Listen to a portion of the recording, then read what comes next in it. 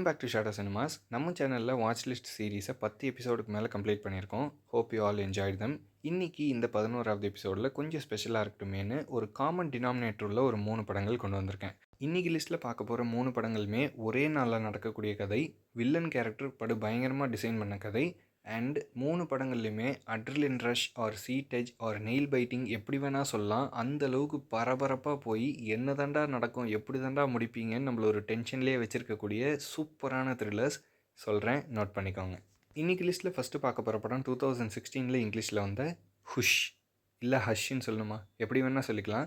ஹீரோயினுக்கு வாய் பேச முடியாது, காது கேட்காது. காட்டுக்குள்ளே ஒரு கேபினில் இருப்பாங்க. அவங்கள கொல்ல வர ஒரு கில்லர். இவன் யார், எதுக்காக வரான், கடைசி வரைக்கும் முகமே நம்மளுக்கு காட்ட மாட்டாங்கன்னு நினைக்கிறேன். எந்த ஒரு ஃப்ளாஷ்பேக் டீட்டெயிலிங்லாம் போய் டைம் வேஸ்ட் பண்ணாமல் ஹீ இஸ் அ கில்லர், அவ்வளோதான், உன்னை கொல்ல வரான், நீ தப்பிச்சுக்கமா அப்படின்னு சொல்லி டேரக்டர் பிளாங்காக விட்டுருப்பாரு. இன்ஃபேக்ட் இந்த படத்துக்கு அது ரொம்ப பெரிய ப்ளஸ்ஸாக இருந்துச்சு. செம்ம த்ரில்லிங்காக இவங்க எப்படி சர்வைவ் ஆவாங்கன்னு சூப்பராக கொண்டு போயிருந்தாங்க. படத்தில் ஹீரோயினுக்கும் வாய் பேச வராது, வில்லனுக்குமே டயலாகே கிடையாது. ரொம்பவே நிசப்தமாக தான் இருக்கும், டயலாக் போர்ஷன் மட்டும்தான். சர்வைவல் த்ரில்லர்னு வரும்போது செம்ம எனர்ஜெட்டிக்காக சூப்பராக பண்ணியிருப்பாங்க. கண்டிப்பாக மிஸ் பண்ணாமல் ட்ரை பண்ணி பார்த்துட்டு எப்படி இருந்துச்சுன்றதை கமெண்ட் பண்ணுங்கள். இன்றைக்கி லிஸ்ட்டில் ரெண்டாவதாக பார்க்க போகிற படம் 2014 கொரியனில் வந்த அ ஹார்ட் டே. இந்த படத்தோடைய பிளாட் படி ஹீரோ போலீஸாக இருப்பார். அவர் ஒரு ஆக்சிடெண்ட் பண்ணிடுவார். அந்த ஆக்சிடெண்ட் கேஸ் இவர்கிட்டயே வரும். ஸோ அதை எப்படி பூசி மொழிகி இவர் தப்பிச்சாருங்கிறது தான் படம் ஃபுல்லாக காட்டுவாங்க. இதுக்கு நடுவில் குறுக்க இந்த கௌசிக் வந்தான்னு வில்லன் ஒருத்தன் வருவான். செம்மையாக இருக்குங்க, அநியாயத்துக்கு பண்ணியிருப்பாங்க. ஒரே நாள் த்ரில்லிங்காக போகும்.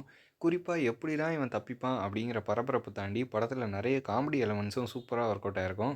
ட்ரை பண்ணி பார்த்துட்டு எப்படி இருந்துச்சுன்னு சொல்லுங்கள். இந்த லிஸ்ட்டில் பார்க்க போகிற 3வது படம் என்னோடய ஃபேவரட் படம், 2002 இங்கிலீஷில் வந்த ஃபோன் பூத்.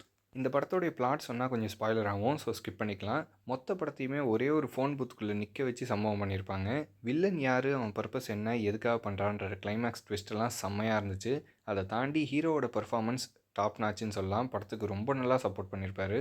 அண்ட் இவருக்கு வில்லன் கொடுக்குற டாஸ்க் ஆகட்டும், அதை ஹீரோ வந்து எப்படி காமெடியாகவும் த்ரில்லிங்காகவும் ஒரே நேரத்தில் பேலன்ஸ் பண்ணி கொண்டு போயிருப்பாருன்றதை படம் பார்க்கும்போது பயங்கரமாக என்ஜாய் பண்ணுவீங்க. இந்த Phone Booth one of the favourite movie எனக்கு. ஏன்னா இந்த படத்தில் வில்லனை லாஸ்ட்டில் தான் காட்டுவாங்க. அது வரைக்குமே அவரோட வாய்ஸ்லேயே மிரட்டிக்கிட்டு இருப்பார். செம்ம த்ரில்லிங்காக இருக்கும். அந்த வில்லன் கேரக்டரோட வெயிட்டேஜை நீங்கள் உணர முடியும். சும்மா ஒப்புக்கு சப்பானி மாதிரிலாம் இருக்காது, பயங்கர வெயிட்டாக பண்ணியிருப்பாங்க.